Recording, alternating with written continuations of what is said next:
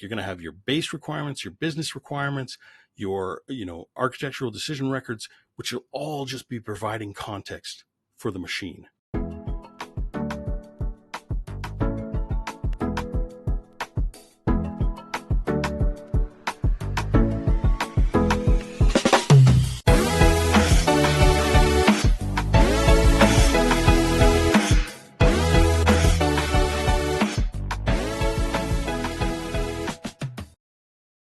Welcome to the /podcast, where we lean into the future of IT by inviting fellow thought leaders, innovators, and problem solvers to slash through its complexity. Today we're talking to Adam Barrett, our friend from the Great White North. So as I spent most of my time looking for beer. Nobody's going to get that reference at all, where that came from. Okay, you're blowing the intro. Towel off. Let's go. Take off, you loser, eh? All right. After almost 2 decades of web development and over a decade of consulting at companies from large enterprises to tiny startups, Adam has learned a thing or two about the business of the web. Former host of the Build It Better podcast, a web-focused show about design patterns and development, and excruciatingly entertaining public speaker, Adam Barrett has all sorts of opinions on coding, design, architecture, business, intra-office politics, and board games, and wants nothing more than to stuff them in your ears until you politely ask him to stop. Welcome back to the show, Adam. The best part about that intro is that I wrote it, and I love it. Now, hi, James. I will point out, for those of you who do listen to the show, you may recognize Adam's voice. He is the singer of our jingle for the Ship It or Skip It segment of the show. It's true. I did it. It's true. It's true. It was off the cuff, too. It was fantastic. And I don't get any residuals for some reason. I don't know. I'm going to talk to some lawyers, but the check's in the mail. Oh, yeah. When excellent. you get a percentage of all the money we make off of this podcast. So awesome. Yeah, that sounds sweet. Yes, once we're able to monetize this, you're going to be just swimming in money. It was funny the other day. Someone had just started listening to the podcast, and they reached out to me and they're like, "I just listened to the podcast and I really enjoyed it. And man, I didn't know you had such a great singing voice." And I'm like, "What? Did I sing something on the show?" I'm thinking like, I think of myself as having a nice singing voice, but I don't remember singing on the show. I was like, "What is she talking about?" And then I was like, "Oh, yeah, that's not my buttery voice.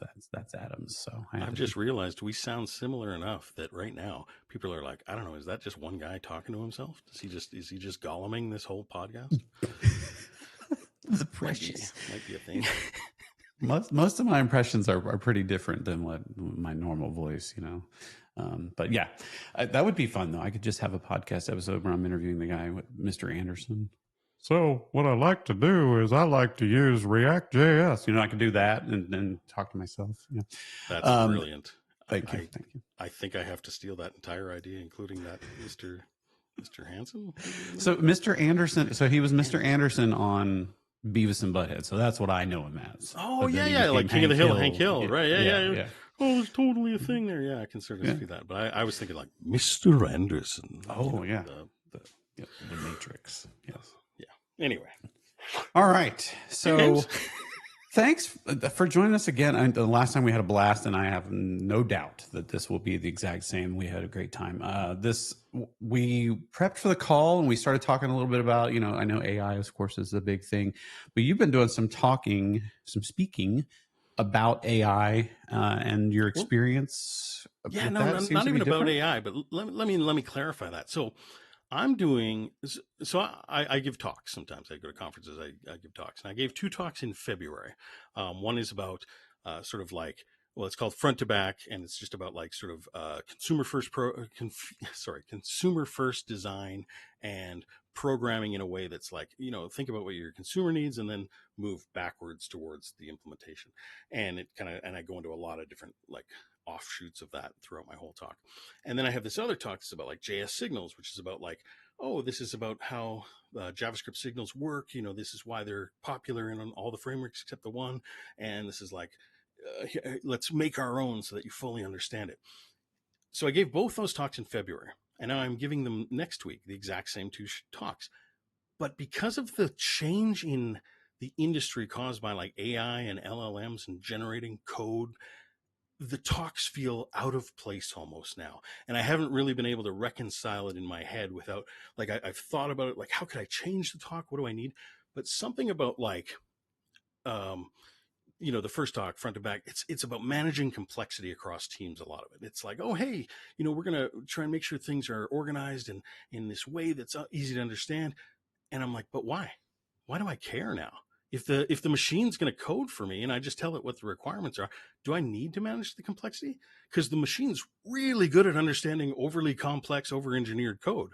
So that's not really a problem anymore, is it? Yeah, I've struggled with that exact same thing. Cause I'm probably a lot like you. I like purity in the code. I like to be very simple. I like great abstractions and all of that. But like, does it really even matter? Am I wasting time here? Yeah, and then same thing with JS signals implementation. So I was trying to do this talk that's like, hey, beginners could come as long as you know a little JavaScript. You can learn about signals. You can learn about the history of like reactive programming and why these are better than the what we've had in the past. And now I'm like, but why would the beginners care? The beginners don't need to use this. The beginners are like, oh, I just tell the machine and it makes the thing work for me. Maybe the framework authors need to know about this kind of stuff, but it's like, where's that line now? And things have changed so much that I'm like, what happened? Like, it's only been, what is that, 6, 7 months since February? So yeah, I don't know where these talks land anymore. Like, because I don't know what we're calling it nowadays: vibe coding, context engineering, whatever. But like generating code with tools, AI assisted tools, and all that has sort of changed the industry in a sweeping fast way. And I think we even talked about AI the last time I was on, which was like over a year ago, I think, right? But it feels like this last little bit has been that, like, oh, this is the mainstream chunk now. Like, it was like, oh, the early adopters back about a year or two ago is like, oh yeah, all the people who are like trying out the new stuff. And then suddenly it's like everybody is doing it now. And it's, Mm-hmm. oh yeah, how do you get your job done without it? Even myself, I find like daily, there's still limitations. Actually, this is an interesting topic, which maybe we want to dip into. Is there's still limitations on the people I work for? So the companies I work for, Mm-hmm. which I probably shouldn't say, but anyway, the companies I work for have rules like, oh, you can only use this. Right. You can only use Copilot if you're on our an enterprise plan on GitHub or something. Whatever, you can't use whatever. You can't use Gemini. That's like right out, Right. just because of who they are. Right. And it's like, but I'm so used to it now, like especially Copilot with like agent mode. My brain, I try and ask questions immediately. I'm like, hey, tell me what this code does. And then I was, oh, wait, can't use that. Right. Okay. Mm-hmm. So take that out and we move to whatever. And it's just like, oh yeah, it's become such a daily part of my life, even that it's like, this is where the questions start to come in. This is where I start to go, is my talk useful? Is managing complexity useful if the machine is going to do it anyway? Because it's so much better at understanding overly wrought code. But then we get into the, but overly complex wrought code is harder to debug. There was a study, and I wish I had it up right now, but I don't, that was like, um, nobody is nobody is actually saving any time. That Right. it's this whole thing of like, well, the new programmers are just kind of coding and they cause bugs, and then it's really hard to debug. And the older ones are like, oh, they feel like they're getting stuff done, but then they got to go back and they got to review and they got to like take things apart and understand what was made. And that's a hard part. Like, it's kind of like writing. You know how like writing, you remember things better if you write them down. It's like, if you wrote the code, you understand it. But if something wrote it and you just have to read it to understand it, it's a lot harder. And so in the end, the study was showing that like the actual times to ideation to deployment were not getting better. They're about the same, but everybody who was working on it answered that they felt so much more productive. Fascinating. I don't know. It is. Interesting Yeah, I topic. think that's going to be a thing, but it goes back to that question. So, does it really matter that you don't recall the code that much? Because when you let's say when something goes bump in the night, or if you have to maintain that code or refactor it, or if you have to add a new feature, you're going to reach for AI at that point also. So you can let it figure it out again, right, and understand the code and then help you move forward. So is that even a problem? That I don't know. It's a tough question we have to deal with as an industry. Like, But I think the JavaScript, I know you're big in the JavaScript world. Yeah. Oh, I'm huge. I'm JavaScript famous. No, I'm just kidding. But yes, I'm well into JavaScript. Well, they're and they're known for publishing libraries that are 2 lines of code, that kind of stuff. So I would guess that it's probably going to have a huge impact on the JavaScript community, because you will no longer say, oh, I need a library for left pad, right? For instance, whatever. I'm just making fun of one very specific case, but I won't need a library or a framework for that anymore. The code will just generate it for me, or the AI will just generate that code for me, and it knows how to do LPAD. What do you think about that concept? I think that's a really interesting insight, especially in wake of, I don't know if you heard about this, but there was the biggest NPM is like the Mm-hmm. node package manager. It's actually apparently not what it stands for, but node package manager, It's which is not. like the thing that all, yeah, it's weird. But that's what all the JavaScript like registries all come from and stuff. There are other ones, but like that's the big one. It's where everything comes from. Anyway, they had their biggest like security problem in history, like bigger than LeftPad just recently, because a bunch of things got compromised. And this one Chalk, which is huge, just downloaded millions and millions of times a day. And it's like, yeah, like we've always known this is a problem with in the JavaScript industry. We've always known this is a problem with NPM and just the whole way Node packages things and runs code on your, you know, untrusted code on your machine and whatever. And it's like, well, it's always been a problem, but now it's getting worse. But now, like you said, we have a solution that maybe we don't need all these little thousand little packages. The old joke is like, oh, you npm install, and now suddenly you've run out of space in your computer because there's just so many little packages, and it's not wrong. Like, it's a joke, but it's not wrong. Like, there's thousands of little things because all the tree of dependencies all the way down to tiny one-line functions that you're importing.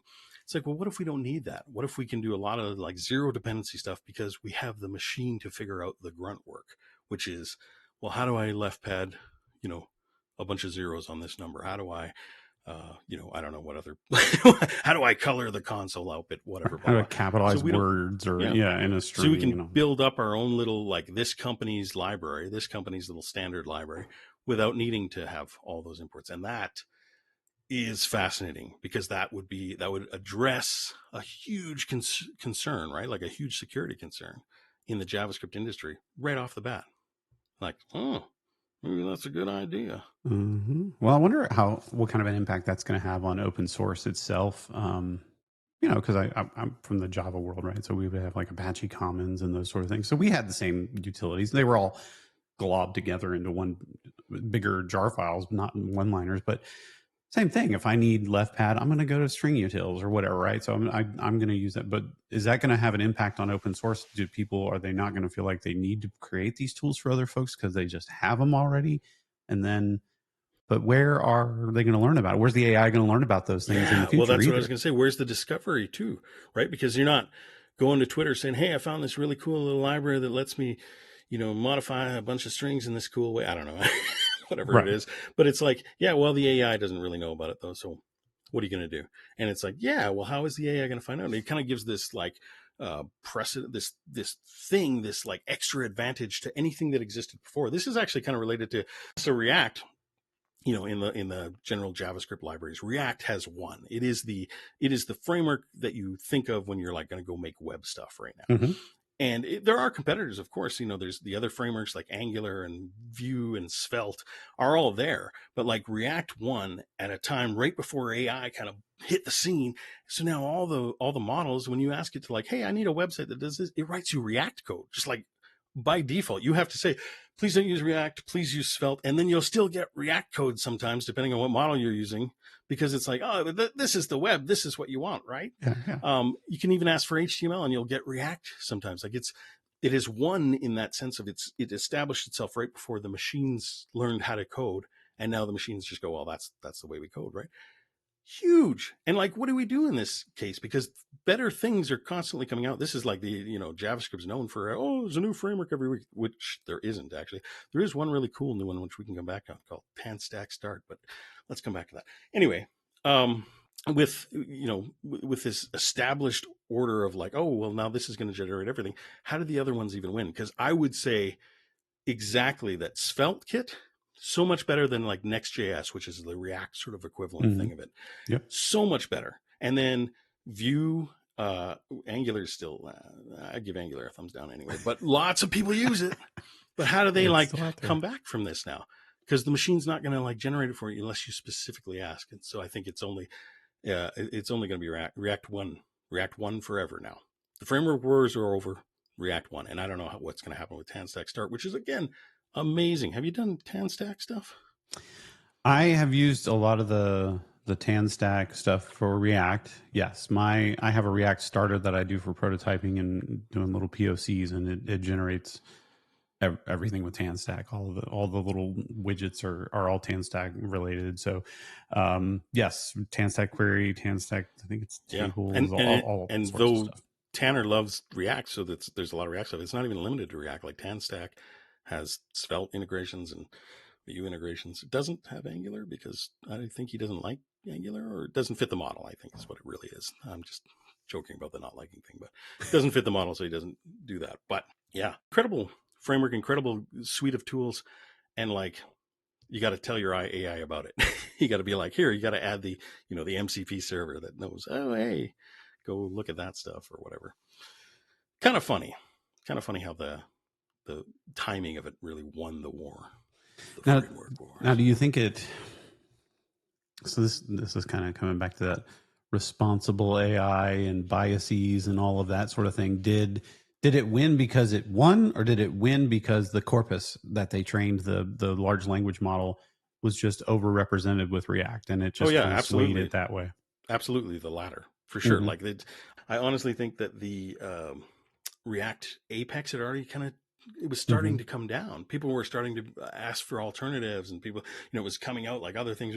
But then LLMs hit the scene, and it was like you can almost see a graph of like, oh, it peaked, it came down, and then it just stalls, just goes straight across now because it's just like, oh well, now it's the default, it's the one you go to. So yeah, I think absolutely the latter. I think it's my conspiracy theory on that. You know, everybody gets tired of React. You know, that trough of disillusionment thing, right, starts to happen, right? It's just because people now don't have content to go put out in front of other people, right? Because there's nothing new now. I need something hot and shiny, hot newness, and that I can write articles about so I can get clicks. But knowing darn good and well, React is perfectly fine and it works great. And anyway, that's Nobody my ever got fired conspiracy for theory. IBM, or actually Yeah, was that? for buying IBM. Yeah. Yeah, yeah, that's definitely one aspect of it. So you're doing some AI agent coding. I am too. But I find myself like, it's funny you talked about like you ask it for React and it says, oh sure, let me generate that in React, and then the very next thing it's like back to whatever, right? Um, how are you finding your experience there with being specific with what you're asking your AI agent to do and whatnot? How has that been for you? How's your experience been lately? Yeah, it's kind of like the whole buy-in of LLMs. The reason it got so popular, the reason things are so good, is because we finally had this program, this machine that could understand how it had context of things we were talking about when we didn't tell it about the context, which is Mm-hmm. like crazy, right? This is, you don't realize how much as a programmer you're holding in your head, like, not let Mm-hmm. alone the context of what your company's doing, but also just somebody says like, hey, can you add this like whatever widget to the page? That like they mean like on the web, they mean like, oh, it's HTML and whatever, and they need your framework, and it's this design probably, and blah, blah. And you've got this all in your head because that's your job, you do this. But then to tell a machine that, but the machine now is able to be like, oh, I kind of get what you're talking about. You're like, make me a website that does this, and it's like, I mean, that's absolutely not enough information, but luckily I have the wealth of the internet at my disposal, and I can sort of parse and go, I think I know what you want. And it's the that's what made it amazing. That's why people love it. But also that's like the easiest trap to slip into because it's the ambiguity that causes all the problems, I Right. think. I mean, this is actually a theory because technically, the LLMs are really just like, they're when it comes right down to it, it's text prediction. Like Right. it's optimistic text prediction, which is kind of funny. Nobody thinks of it that way because it's like, oh, it's more like an AI deity of some sort. But It's a anyway, real human being that I have a it's relationship with, Adam. yeah. I have a relationship with this thing. It is literally, my daughter talks to it like a friend sometimes. Chat GPT. And yeah, anyway, yeah, but it's really just text prediction. But so the ambiguity is where all the, oh, suddenly if you're using it for coding, suddenly it's like doing a bunch of stuff you don't want, and it keeps adding this stuff, and you're like, stop adding extra stuff. I just asked you for this. But that's because you're not providing it enough context, right? You're not giving it, which you are, and you think you are, because you're like adding a bunch of extra stuff and whatever, but you don't realize just how much is actually stuck in your head. But there's a cool thing. So I was talking with my friend Mark, who's actually a friend of the show, Mark Stoll, Mm-hmm. Yeah. and there's this thing from the aerodynamics, security, and defense industry that's called simplified technical English. And all it was just, it's like from the 80s, and well, yeah, I think so. And it's been improved, and they still use it, of course, still. But it's this attempt to remove ambiguity so that, they save lives, because that's kind of what they do. And it becomes easier for people to like write specifications or requirements to be like, hey, this needs to do this. And instead of like a bunch of this like English language stuff that has a bunch of different meanings, it has a very strict library of like words. Like there's less than 1,000, I think it's 886 words that are like, these are the approved words with one meaning. So instead of like um, damaged, it's like causes damage, because damage has one meaning.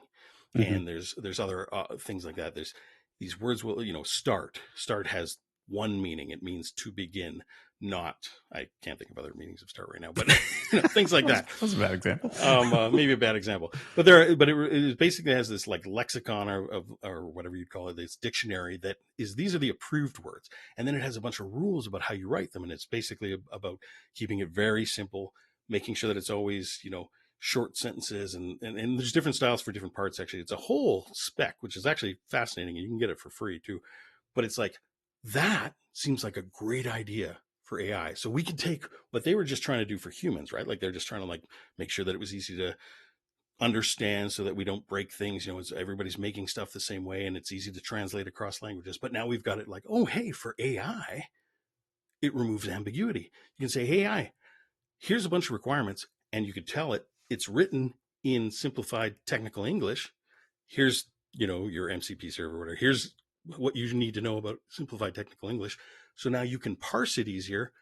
So now I'm removing a ton of ambiguity, and I just have requirements written in STE, and see what the machine does. And honestly, I don't know.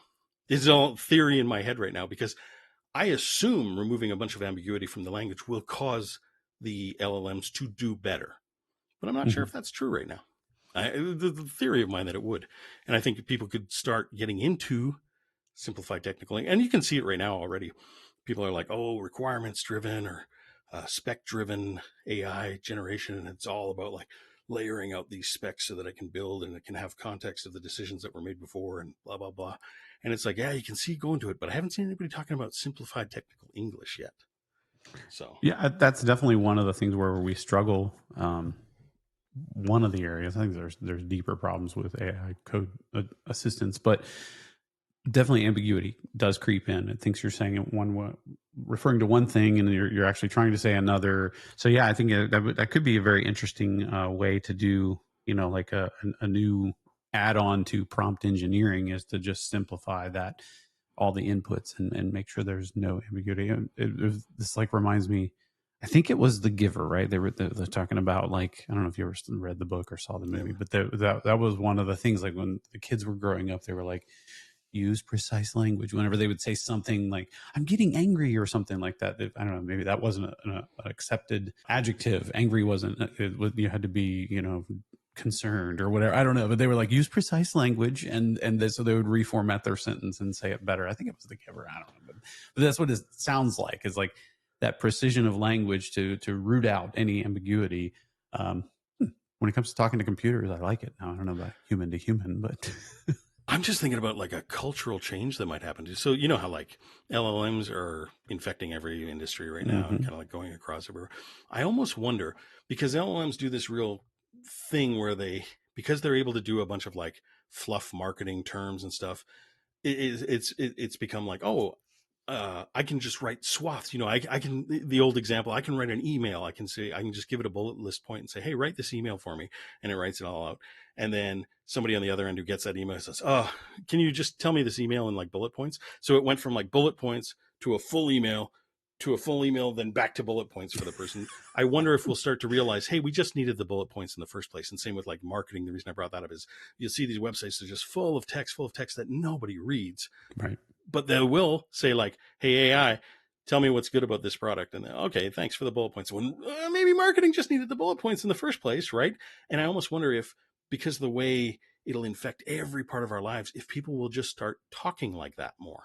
Like they'll start using simpler language, because we feel this pressure right now in professional industries to talk in our professional manners with our let's touch base and the marketees and circle back business, let's circle back to this and synergy. blah blah blah. Yeah, well, synergy, that's actually more where I guess I was going is like, oh yeah, we're going to synergistically energize our human workforce to become more efficient in delegating, whatever, blah blah blah. There's a And fantastic it's like, hey, website tool for that, by the way. It's called the Corporate BS Generator. It's nice. fantastic. You just type in a phrase and then the corporate BSifies whatever you're saying with all those fancy words and everything. And this is what LLMs are really good at, which makes me wonder if we'll have not necessarily a backlash, but like people will start to realize how useless that is. And then they'll start to be like, yeah, that's a weird convention from the old man's days.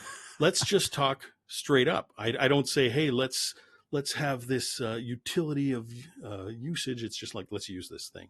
Like, hey, let's do it. Yeah. Simple language, simple there's precedent for it, right? I mean, you think about how the kids talk to each other with the text, right? They'll say, oh, when are you coming? RN right now, right? Like there's all these abbreviations. Right, yeah. So they speak and, they'll even say out loud, lol, like when, actually your point just blew my point away though now, because now that I think about it, the young kids right now talk in a language we do not understand as old folks, because it's all context. It's an emoji followed by whatever. And I have no idea what that means, but kids have a hidden language that know exactly what that means. And they know the tone too. They're like, oh, I'm like, oh, that's nice. And they're like, that's not nice. They are insulting them. Yeah, that is that's straight a up insult emoji. What are you talking about? Like, that person's so rude. What do you mean? They said that she was very pretty. And they're like, that is an insult, Dad. You need to know. Blah, blah, blah. And so contrary to what I was saying about how people would start to simplify, it seems like actually the direction has gone the other way, where all the context is removed from what they're actually sending to each other, and everybody has to have the context to understand what's going on. That's interesting. I wonder about the implications of that. We did it to our parents. Remember when bad came out? Like, oh, that's bad. Which means it's bad. I'm sorry about. No, that it's good. That means it's good. What? Oh, but it's sick. Yeah, sick is good. Sick is good, what? Dad. Yeah. It doesn't make any sense. Yeah, they were doing the same thing to us. There's no need to argue. Parents just don't understand.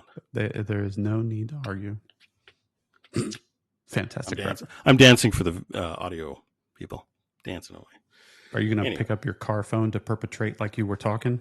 Yes. See, you get it. You understand me. I get it. And nobody else is going to get that reference.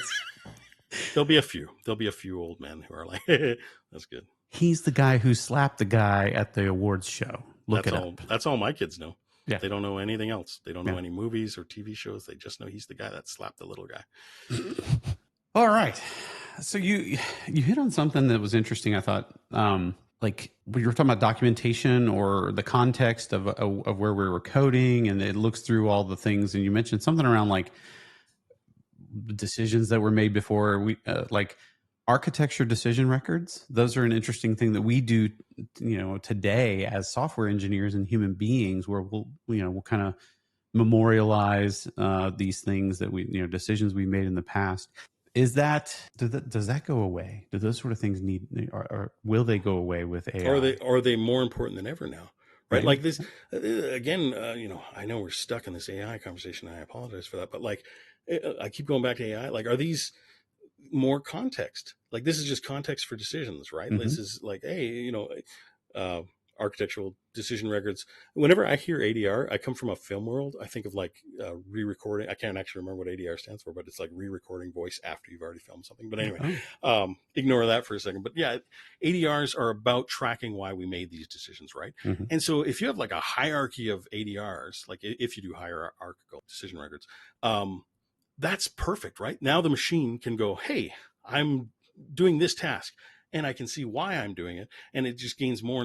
This humans can do that too, and they should, but I often find humans won't read the whole thing, but the machines are really good at reading a lot of boring Oh yeah, documentation, right? This is like the problem with documentation. I always sort of find people are like, oh, we need to document more, we need to document more. But the more you document, the more somebody new has to read, and it becomes unbearable. But the machine can read it all and that's right. usually hold it in their heads, right? Like they're pretend machine heads. Um, and so I think there's this thing that'll start to happen where requirement documents, because everyone's sort of moving towards like, oh, we'll write the requirements and the machine writes the implementation. I think that's going to become more and more prevalent, because you're just going to like, you're going to have your base requirements, your business requirements, your, architectural decision records, which will all just be providing context for the machine to then spit out whatever the output is. And I think it's going to be vitally important. And I think, even right now, ADRs are good. Like, people should be doing them anyway, because it's always good for an individual contributor to be able to look back and say, okay, but why are we doing this? But it becomes an effort nightmare, because if to do it really well, like, oh well, the CEO made this decision and then the teams all took that and they made these decisions, we're going to move in this first, and then design took that and they're going to move in these directions, and we've decided to go with this, and then tech, the programmers took it over and they decided they were going to implement it with these tools and based on these evaluations, and they moved into this, and now we've decided that we're going to implement it this way. It's like, that's a long train to go and look up, and every one of those people has to like be invested and write out the thing and record it somewhere, like, God forbid Jira, but something like Jira that can hold these hierarchies that are like, oh, this is why we made these decisions, all the way down to the actual contributor or individual like contributor. And but the machine could be responsible for it somehow. I don't know how, but like, it's listening to our meetings already and summarizing. Well, maybe you could just listen for directions and then take that and then, scan our emails and be like, well, they made this decision because of this. And somebody could just be like, yes, that's true. And that's a lot less effort. And then, yeah, there's something there, right? I think there's a there. Yeah. So there's like with ADRs and I think you hit on a very important thing. So like when you're using AI agents these days, and you're right, the AI thing, I feel like The Sopranos, remember, I don't even know what they were riffing on, but it was like, every time I think I'm out, they pull me back in. You know what I mean? That's what AI feels like to me right now. Every time I try to not talk about AI, we're back into it. But AI doesn't understand the why behind some of those decisions. So I think it may still be important to codify that or memorialize in some way the why behind some of the decisions, because it is really good at, I've found it to be true. If you have an established code base and it can basically scan the code base and see, okay, we got some React stuff, tan stack, blah, blah, blah, blah, blah. And then when it generates code, it's very good at that kind of, I call monkey see, monkey do, right? Like if it sees this is kind of how this project does things, it's really good at like just shoehorning its way in and doing it the same way, right? Or dovetailing would be a better way to say it. Dovetailing its way in and generating code that looks just like all the rest of the code in the code base. Does a pretty good job there.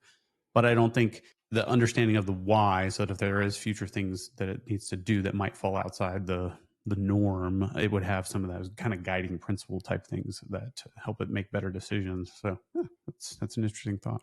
Are we asking too much of the machine? Not only to know how to do it, but to understand why. Maybe. I love the emotion behind your That's fantastic. So you said you were in video production, and did you ever do theater? You've got a good. Oh yeah, I in a different life, I was an actor. Before I ever became a programmer, I was an actor for several years until my 30s. So I did film, I did theater, I did a bunch of that stuff. Did voice work.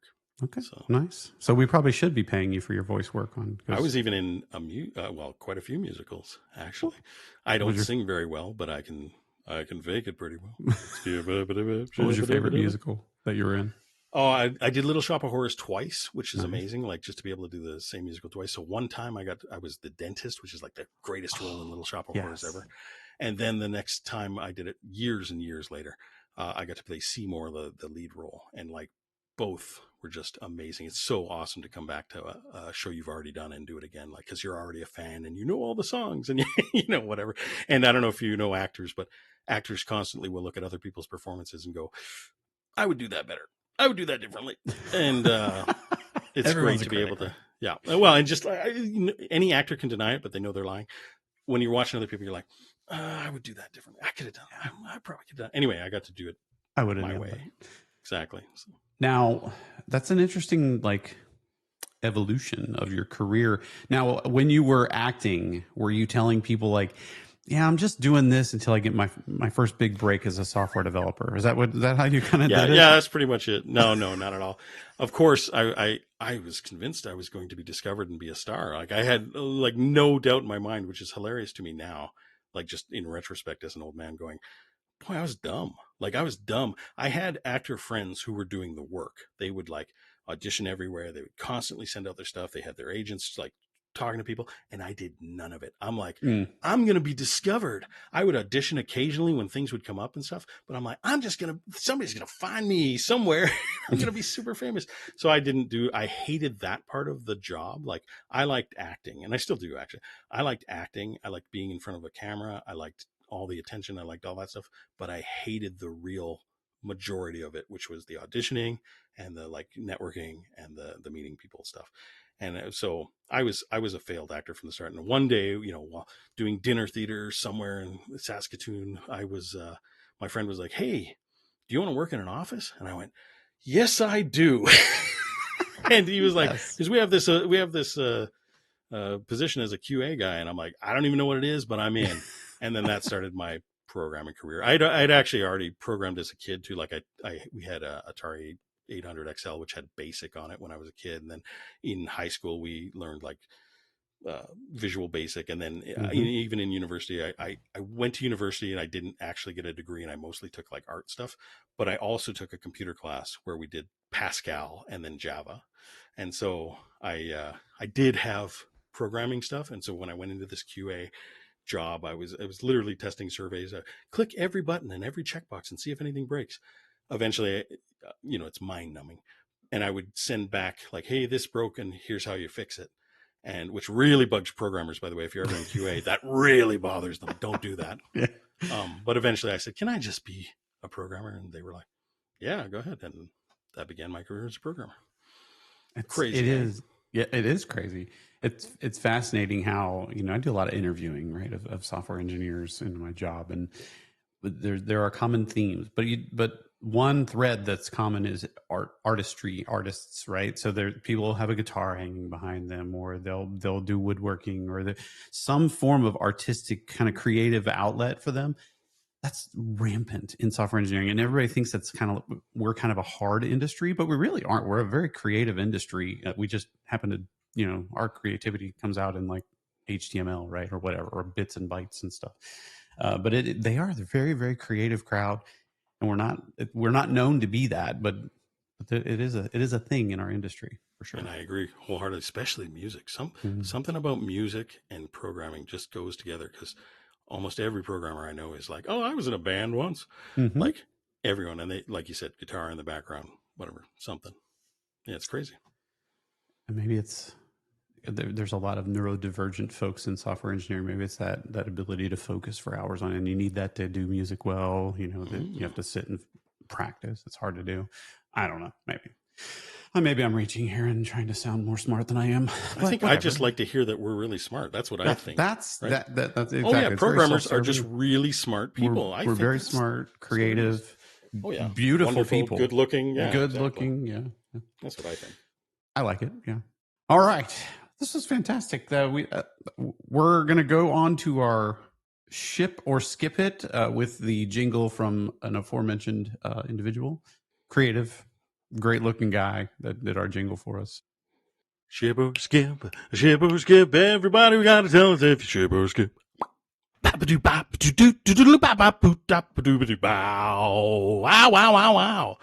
I love it.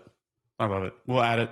I don't know if it'll make it all the way for forever and ever, amen, but it definitely will for this episode. It was like a kind of a Mel Torme thing you had going there, Oh, Mel Torme. I mean, I'm intrigued. How about this one? We've talked about this a bit on a few episodes, but I'd be interested to hear your take on it. This whole notion of AI is going to replace all the junior developers, so why don't we just get rid of the junior developers. We don't need them anymore. And we just have a senior that's prompting an AI and letting it write all the code for the senior person. And that's just how we're going to go forward as an industry. What do you think about that?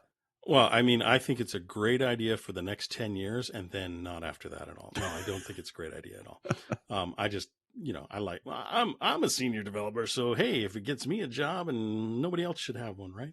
Um, no, but honestly, I don't know if anybody thinks it's a good idea because I guess actually I take that back. Of course, the money people think it's a good idea because, hey, we could like not have a bunch of juniors, just have one senior and a lot of Mm-hmm. coding, but it's obviously a bad idea because we need to train, right? We need people coming up after these people leave. We need people to know how to program in the future. And I just think like we need to move into we need to look to other industries and see what they do. And I think as programmers, we need to realize that this is a craft and we have to start treating it like a craft. And we have to be like, hey, we do an apprentice program and you learn this.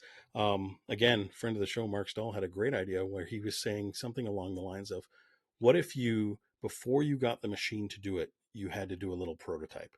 And it was like, so you have your junior developer, you have your senior developer, and there it's your apprentice relationship sort of thing. And you're like, okay, junior developer, here's what we need to do: make a little prototype of it, and then we discuss the problems about that, and then whatever. And now, only after understanding do we get the machine to do it. And I think that's a great idea because then Hmm. you've got things happening in the loop. If you normalize this idea of the apprentice, I don't know what the other word is. The master and the Padawan.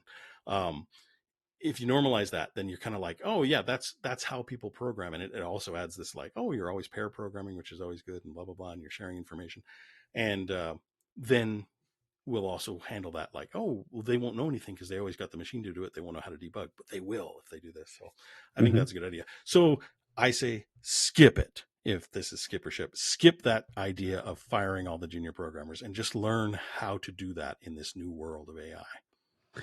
It's so funny because this topic keeps coming up, right? And I think everyone that I hear from, now maybe I'm only listening to what I want to hear, but maybe it's an echo chamber. But everyone that I hear from about this is like, this is a really bad idea, and instinctively I know it to be a bad idea. I think is it Amazon CEO? I think one of our guests referenced Amazon CEO saying like that is the dumbest thing I've ever heard of ever to do that. Like, I think it's pretty universally understood, as you said. Everybody, nobody thinks this is a good idea, but it keeps coming up. And the idea of like, well, but we won't, we can just get rid of all these people and we don't need all these programmers. It keeps coming around. So I don't know who's pushing for it. Obviously, there's, you said the money people, whoever that is, the pointy haired bosses of the world. But are we just clinging something here? Like what? Great I don't know. reference, by the way. Yeah. I love those throwaway ones. Um, yeah, and you know what I think it is? It's like it's kind of the opposite of the "not in my backyard" thing. It's more Mm-hmm. like, uh, uh, you know what? Well, if we do it, we're not wrecking the industry because we're not that big a company. Right. But Right. if we do it, we're saving a bunch of money, which is good for us. Right. I almost wonder if it's that. It's not, it's not the big companies like pushing it down. It's more like the, somewhat medium to smaller companies who are like, yeah, but we know junior developers are important, but that's somebody else's problem. we Right. we want to save Yeah. money. We don't want to spend all that money. We want to Yeah. leverage AI and save all Well, the and money. especially if they're not a tech company, right? They're like, we just want to sell pants on the internet. Yeah. We don't need to train programmers. We just need somebody to make our website sell pants better. Right. Right. Yeah. And I mean, the democratization, we talked about this in other episodes, but the democratization is nice. I love the idea conceptually that, we're kind of opening up our industry to more people and more creative folks that they can express themselves through software. Like, I love it. Right. Like, I think that part of it is really awesome, but there's a bit of a slippery slope of, all these things going into production with security issues and all of the things we're seeing. Um, yeah, I think it's pretty scary, and I think it's short sighted. That, as you said, in 10 years, where are we going to be? Now we have no one that knows how to do software engineering because all the young kids heard, oh, we don't need young software engineers anymore. But guess what? I'm not going to do 3 semesters of calculus at 8 a.m. and learn all those computer science courses if we don't need software engineers. I'm not going to go through that hell like I did for 4 or 5 years. I'm not Now, going to let do me that. devil's advocate our own opinions there for a second Okay, let's do it. and be like, okay, but let's think about it from the other side maybe. What if it's like, hey, everybody, all programmers now have access to this new language, and the new language is incredible, can be used on every single platform in every single way. And luckily, they all want to be programmers are already familiar with this language. So really, all you have to do is learn the part that's not syntax specific about programming, where you just learn like, oh, you need to think things through, you need to, you know, uh, figure out all the edge cases and stuff.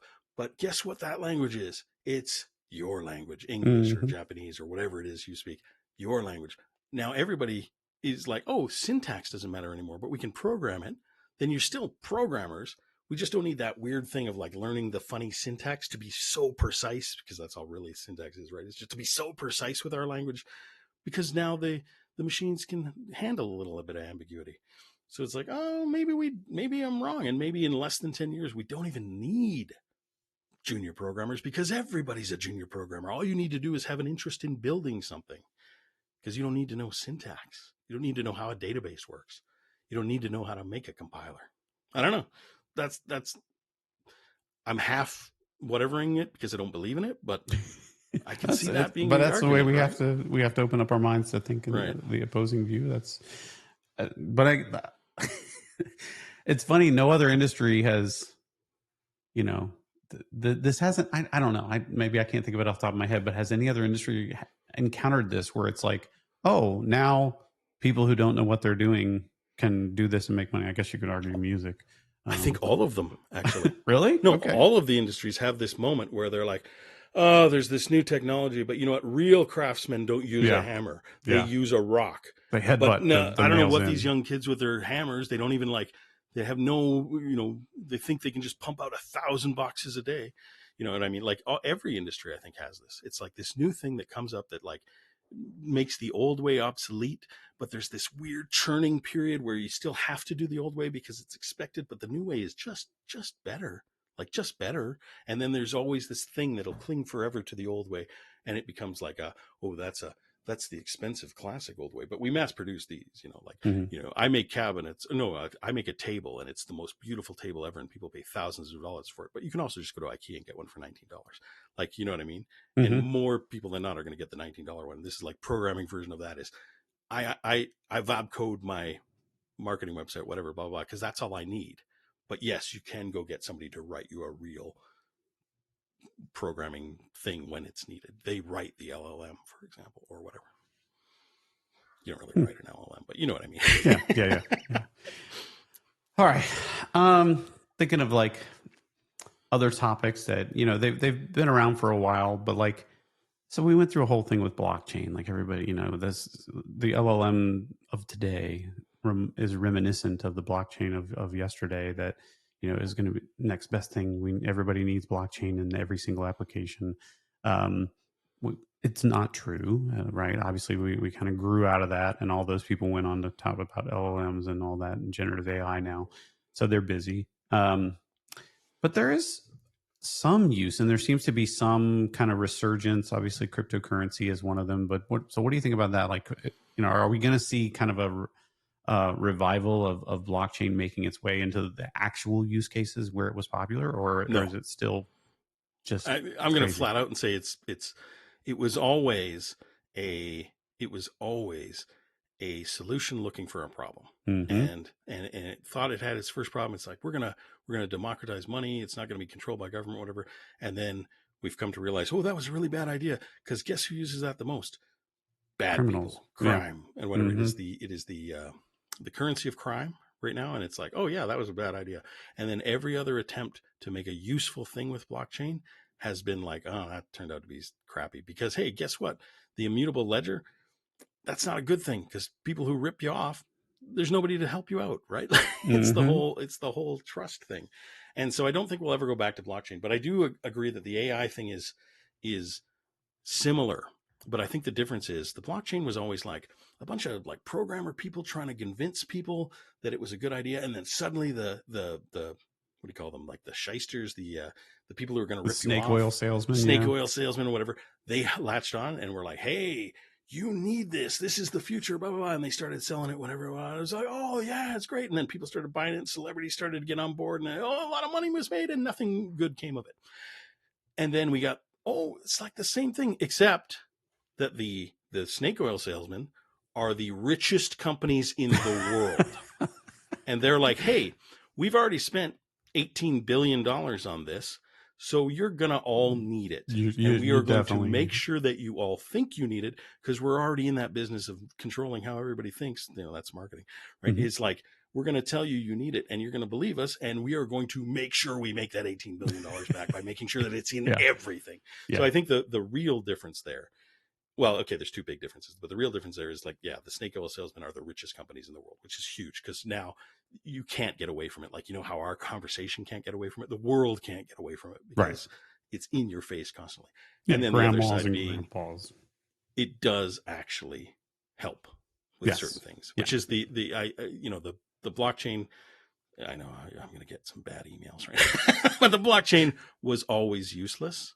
Yeah. The ideas of cryptocurrency were good and they were well-intentioned, but they were bad. Mm-hmm. And so in the end, there was no real good use. Or at least I haven't seen one yet. Tell me if I'm wrong. Don't tell me. Don't at me. Anyway, but at least you can sort of see like, hey, there is some cool things you can do with LLMs, which is like AI, right? Like I think most of the general people, when they say AI, they're talking about LLMs. I think they don't mean AI. Right. They don't mean like traditional AI that's been around for a long time. Right. Yeah. So but I'm a little more, if we're even playing that game still. I'm a little more bullish on crypto. No, I'm not a big. I don't own any cryptocurrency, none of that. But I think I think the recent things with like here in the United States, the Genius Act of cryptocurrencies becoming more mainstream, stable coin specifically. So things that are backed by something like the US dollar or something that's more stable. They're trying to, kind of bring that in legislatively. So I think it will take shape. If you do it in banking and you still keep like all of the, what do they call it? KYC, know your customer. You have to know who the person is doing the thing, right? If you can do that, that'll help because they still have all the other requirements in banking that all of the anti-money laundering requirements. You have to make sure you're doing your due diligence. If they do it that way, it may be able to make its way into the But if they do it that way, they're probably not really using the blockchain, right? Like when you think about it, sure. Like, the whole point was this immutable ledger and anonymous wallets. And well, we can't have them be anonymous because we need to be able to track people's money. And if somebody makes a mistake, or gets ripped off, we need to be able to change it. Well, then you're just doing banking. Like you're just writing down a balance for someone somewhere in a computer. Yeah. Yeah. And if somebody can change it, and so many of those, like, where they consolidate blockchain stuff onto one like hub. Mm-hmm. And then the hub actually is responsible. Like they can actually change things or swap things out if versions go bad, and smart contracts and all that stuff. Those things are that's not really like you've already wrecked it. You've made a place where people can start to interfere, people can start to hack, people can start to change things with the ledger. Then it's not really blockchain. Right. I feel it's the same thing with banking. It's like we're going to ride the popularity of everybody hearing about this to just make some like, hey, let's make some better user experiences for people with banking. Mm-hmm. Essentially. I just know I did not get into cryptocurrency early enough to make any money, so I just never bought any. And now everybody's millionaires. Live happy that you didn't rip a bunch of people off. just like my parents got into a what do you call, like a pyramid scheme, and they were like, oh, it was good for us, and then suddenly they realized how many people like they had gotten into it just by talking. Like they never really like pushed it, but they talked about it, and then their friends got into it, and how many of their friends lost money. So my parents never lost money on this pyramid scheme they were caught up in, but their friends did, and they felt terrible. And so I feel like crypto is the same thing. Like, yeah, you didn't make money, but you can sleep at night because you didn't like bankrupt a bunch of people who got into it after you. That would be me. I did not get in yet. All right. So we talked about crypto. What about or blockchain. What about like quantum computing? We asked this recently of another guest. I'm curious what your take. What are you thinking about quantum? Okay, so like I think the main thing about quantum right now is just like blowing away our security models, right? Like Mm-hmm. we have no like authentication and authorization right now are like it's nothing. Like we nothing. There's quantum can break it so fast that it doesn't matter, right? And we've got not only like general access now with quantum computing, but the governments have had it for a long time too. So like where is the protection? Where are we going with security and privacy? Because we don't have anything as far as I know to fight against quantum computing attacks right now. Like we just have nothing. So what do we do? I don't know, and I don't know the answer either. Right? Like it's just like when you can do a multi-vector attack on brute force things. It's like, well, what do you stand up against? Like, well, I don't even know how we. I think we have to rethink security entirely for the entire industry, or abandon it entirely, and we go to that internet that was always dreamed of, where everyone can edit everything, and it's just a utopia The whole because internet's so nobody wicked. will, yeah, nobody will write bad things. I'm sure Yeah, of course not. We'll never have because any we're bad enlightened stuff. now. The internet has brought us enlightenment. Yes, But yeah, it's no, made us a honestly, better as a people. Yeah, for sure. like, and I mean, we get into the modeling part of it too. Like, it's incredible what you can do with scientific discoveries with these like quantum models, right? Like, it's like, oh wow, things we couldn't do before have opened up. As far as microscopic or galactic um, levels, like because they can do so much more. Like just holding so many more variables. Essentially, I don't know what the right way to say that is.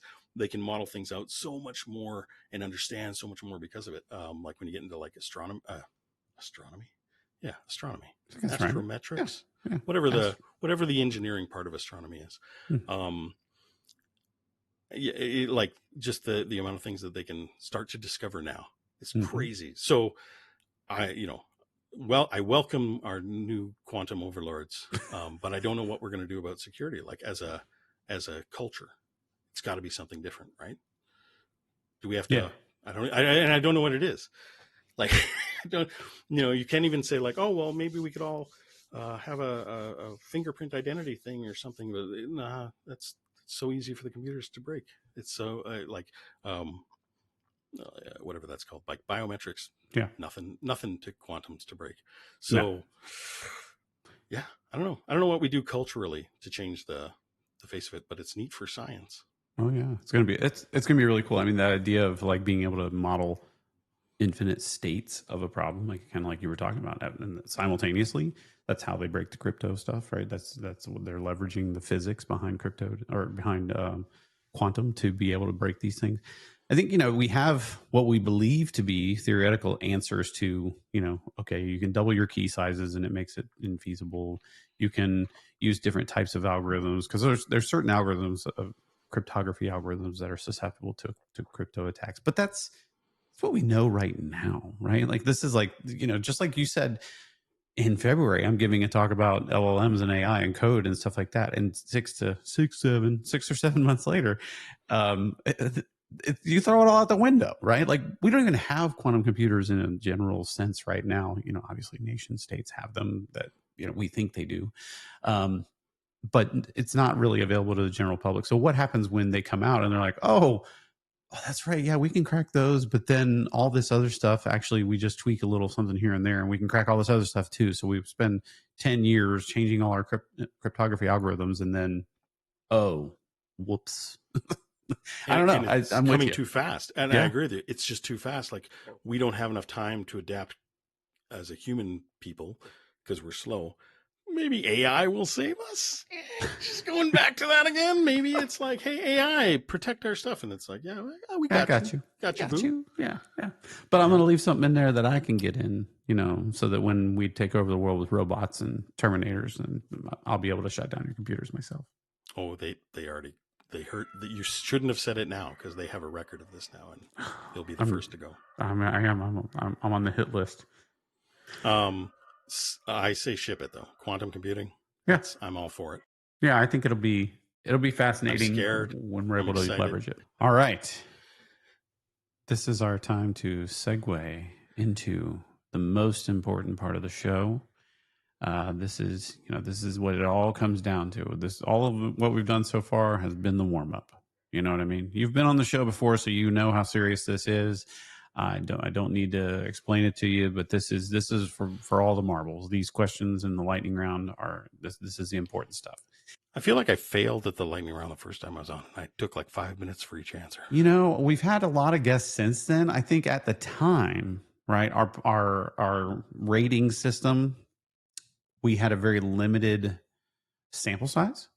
So you had not done really well by then. And now it's even worse because we've had more guests and they've had a chance to way outdo you. So it's gotten, so this is like we have Tosh.0. This is your internet, like your redemption. Okay. I'm excited for it. So there's a lot on the line for you specifically. Me, not so much. Not so much. Not so much. But you. Yeah. I mean, this is my ride or die moment, right? Right. This is like, it's like when Ryan Reynolds got to do Deadpool, he completely redeemed the entire country of Canada. Agreed. Because of Green Lantern. Celine Dion took us down and then. Yeah. Well, he did Green Lantern and then he did Deadpool. So this is kind of like this is how you save your countrymen.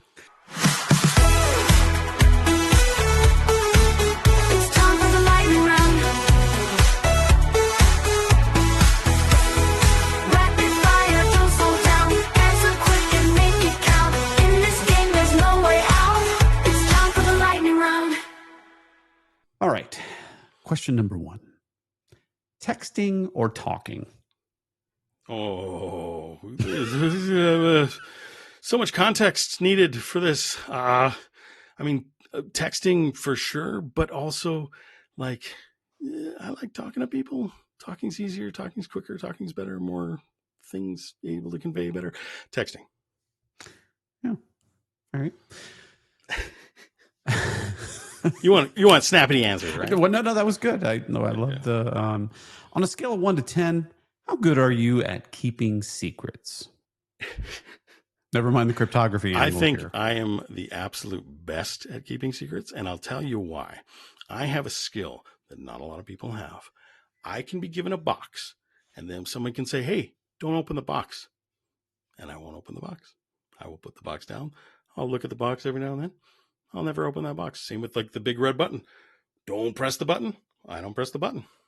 And I don't know why. I don't know what's different about me and other people, but like my kids are terrible at that. Everybody I know seems to be terrible at that. I have no problem with that. I don't know what's in the box. I've never been able. So keeping secrets for me, easy as pie. Also, I have a terrible memory. So if I don't tell your secret within like 2 days, it's gone anyway. Yeah, you're not. Yeah. So it got defragged out. Yeah. Excellent. 10 out of 10 keeping secrets. All right. If you could push a button, and I have to know your answer to this one. This is fantastic. This is a great one for you. If you could push a button and make everyone in the world 7% happier, but it would also place a worldwide ban on all hairstyling products, would you push it? Oh, hell yeah. I would push it a bunch of times. Like just push it and push it and push it and push it and push it. Because this has got maybe a year left. Your hair? It's all, yeah. Not a lot going on up there. Right back here, it's already getting pretty thin. So I bam, bam, bam, bam, bam. Everybody happy. Everybody bald and everybody happy. I wonder if it would stack. If you do mash the button multiple, is it 7% and then 7% more on top of that? Like, how does that work? But yeah. I like it too. Is it like compound interest of happiness? Right. I've been bald since like my 20s. So yeah, I'm with you on that one. Okay. All right. What type of milk do you put in your cereal? Well, I don't know if you know this, but our milk comes in bags. It actually doesn't always. We actually have cartons too, but people get really fascinated by the Canadian milk bag thing. But I always do 2% myself. I'm a huge 2% fan. My kids. Cow's milks? Oh, yeah, definitely cow's milk. Sorry. Milk. Didn't know we were going there. Yeah, I'm not a fan of goat's milk at all. Can't think of anything else. I know we have a lot of milk substitutes here right now, and I hate them all. Like, because we've got lactate free milk and coconut milk and other weird things, and I don't like anything. But yeah, cow milk, all for it. Would you rather come face to face with a miniature hippopotamus or a giant cockroach? Both are in a bad mood. Absolutely a miniature hippopotamus. Because I have a huge fear of bugs, and like a phobia almost. My kids have tried to break me of it by shock therapy, but still have that. So the idea of a giant cockroach makes me kind of want to just end myself so that I don't have to deal with it. But a tiny, angry little hippo, depending on how tiny, I suppose, because hippos are pretty big. So maybe a miniature one still like dog size, in which case, but a tiny, angry little hippo, like a house hippo from Canada. By the way, if you don't know, Google house hippos Canada right now and enjoy. You're welcome. But a house hippo that's angry, that would be the best thing ever. All right. Did you Google house hippos? I'm going to do it right now. House hippos Canada. Hippos. Public service announcement. Okay, I'm gonna have to investigate that more thoroughly, so I'm more educated. Anyway, that's what I thought of when you said a miniature hippo who's in a bad mood. Well, is it a cockroach-sized hippo and a hippo-sized cockroach? Like, do they flip sizes? I don't know what that question. That's why we need more context. We do. These lightning questions lack context. But it gives you creativity. You get creative license there. So, and you said like the size of a dog, so you were able to adapt it to your own liking, and I like that. Now you said, what's something you could eat for a week straight? Okay. It depends on if anybody else is home. So I love this thing where I take beans and rice and HP sauce. And if you don't know what HP sauce is, you're out of luck. And you mix it all together and you eat it. But I get so gassy. But if nobody's home for a week, I will literally eat that straight for a week. HP sauce. HP sauce. House of Parliament sauce. But House of Parliament. It's like a steak sauce. It's the most delicious steak sauce, and I put it on everything. Everything. On everything. So, like, is it like kind of like our A1 or Heinz 57? Like, what is it close to? Kind of, yeah, close to Heinz 57 and A1, but not at all. But not at all. Way better. All right. Kind of a mixture of that and ketchup, maybe, but it's so much better. Vinegar. And you Canadians and your ketchup and your ketchup chips. I got to try these. I've never had a chance to eat the ketchup chips yet, but I'm going to do it one day. They don't taste much like ketchup, but they are delicious. Okay, fantastic. Who would you rather be besties with, Beyonce or Rihanna? I believe in the conspiracy theory that Beyonce is like a mafia leader of some sort right now, and so I choose Beyonce. No questions. No questions. Please don't hurt me. Yeah. Don't hurt me, Beyonce. Yeah. Do you know how to salsa dance? I do not, but I have taken salsa dance classes before, but I've just forgotten it now.